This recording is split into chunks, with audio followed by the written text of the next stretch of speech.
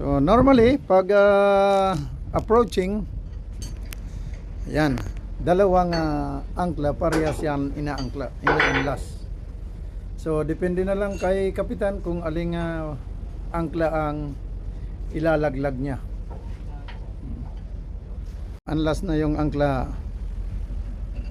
So gaantay na lang ng order ng bridge kung ibababa na. Medyo mainit dito sa area ng ating aangklahan. Nilolower na ang anchor 1 meter above the water.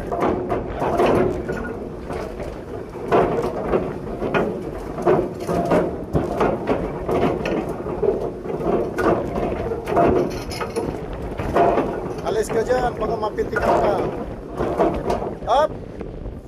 So yun, ang angkla ngayon ay nasa above the water line, 1 meter approximately, and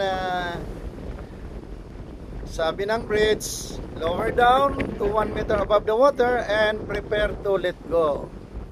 Ibig sabihin, mamaya pag-release ay free, wala nang gagamitin na motor. So, i-unbrake na lang. Pag nag-command ang bridge na let go port anchor, so yung doon na hawak ng control ay i-unbrake niya na lang mamaya pag sabing let go. Okay.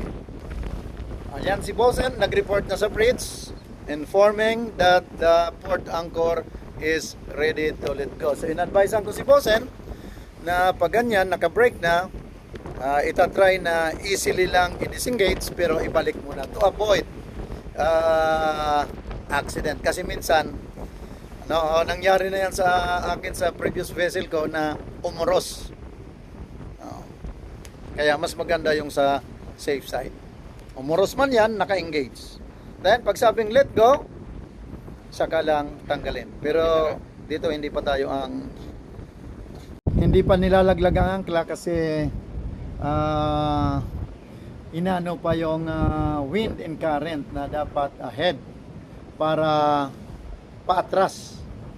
When letting go the anchor, kailangan ang speed slowly astern, hindi ahead para mailatag na maigi ang kadena. Port anchor. Okay, let go port anchor na ngayon. Yan.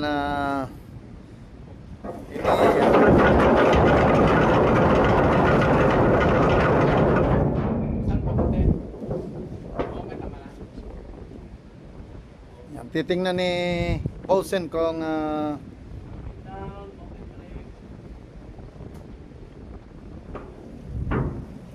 yan, area siya dahan-dahan.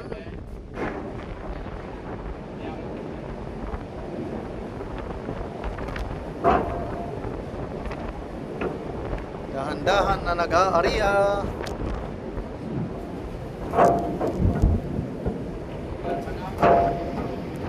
Ayan. One shackle na boss, ano?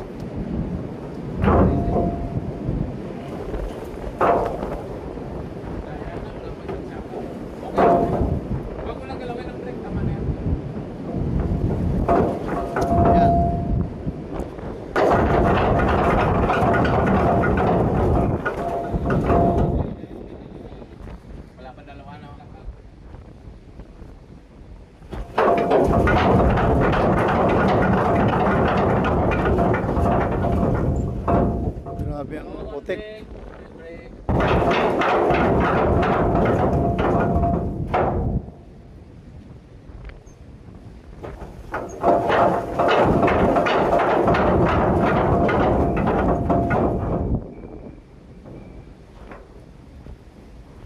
Ano na sa tubig?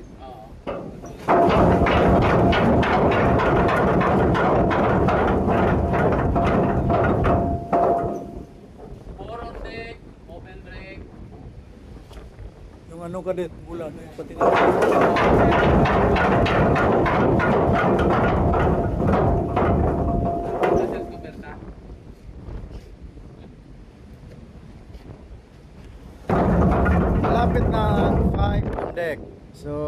order ng bridge.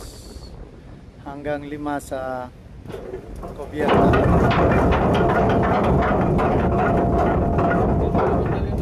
May pintura pa pala pang 5 oh. 1, 2, 3, 4, 5. Up! Up! Sige, area konti, area konti. Oh, kasi yung shackle ang naka ano eh. Up! 5 on deck, sir. Hold on. Break todo, break todo, break todo. Mamihan natin. Ali, mapitigan ka dyan, madidisgrasya ka dyan. Angat mo lang muna ano. Angat mo lang muna yung ano. Huwag makakumpiyansa dit. Clap tight.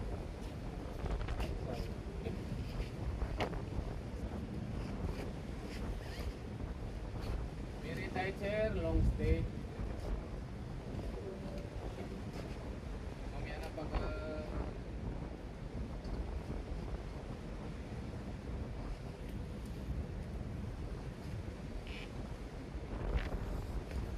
Okay. 5 na.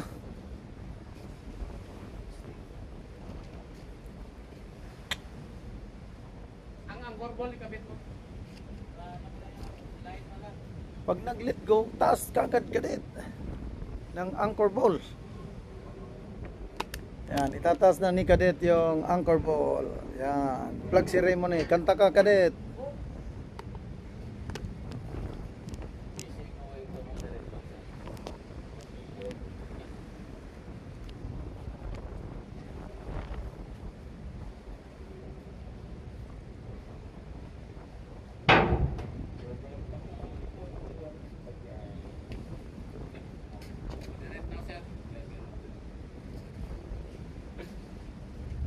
Birahin mo na eh.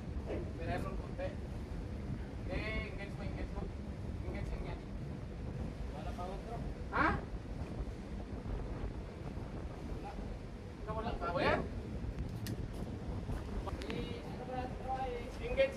Engage, then birahin ng konti para Ano mo emergency stop load. maka-shoot yung stopper. Birahin mo. Up.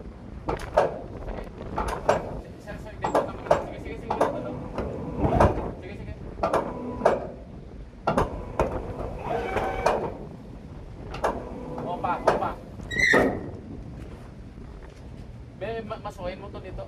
Isa ginano to sir kaya ano eh. Para may shot, ano?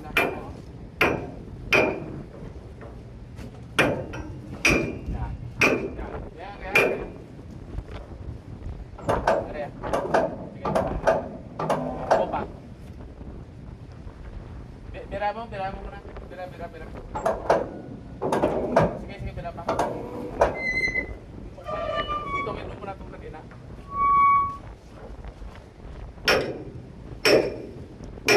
Yan. Okay. May papuk yan. Yun. Swak na swak ang lock na lock.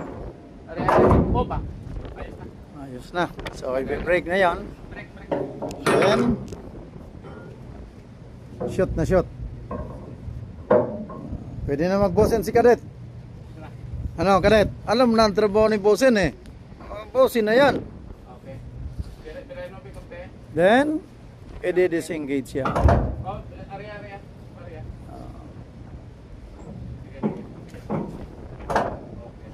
Okay. Disengage para Break ulit. baka mag-wild. Mahila. For safe.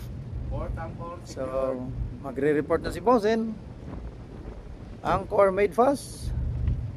Then, yung anchor ball yon tinaas na ng Kadete. Okay, sabi ng bridge, finish forward na. Stand down. Lagay nyo yung alam, tirata natin yung... Makadaan dyan kayang pira ang taot. Boss, ang liit man ng butas. Di man dyan makadaan ng... Kunwari. Ha? Yan, tatakpan yan para walang makadaan na langaw. O, daga. pirates security ano yan. Ilalak yan din na dyan makadaan ang tao. Pero yung malalaking barko yun kasya. Oo. Hindi man dyan makadaan. Yan. Kalmado man dito. Napakababaw. Ayun doon sa kabila rin. Yung sa kabila rin ay isi-secure din. Ayan, sisecure din yan dahil baka yung mga dyan makadaan dahil may angklaman. Pero ano yan? SOP. Yan, may mga taklob yan na na canvas para hindi maulanan. Hindi mabasa. So, angkla dito na 2 days. 21 ang pasok 23. So 2 days. Kulang-kulang. Kasi umaga ng 23 ang pasok.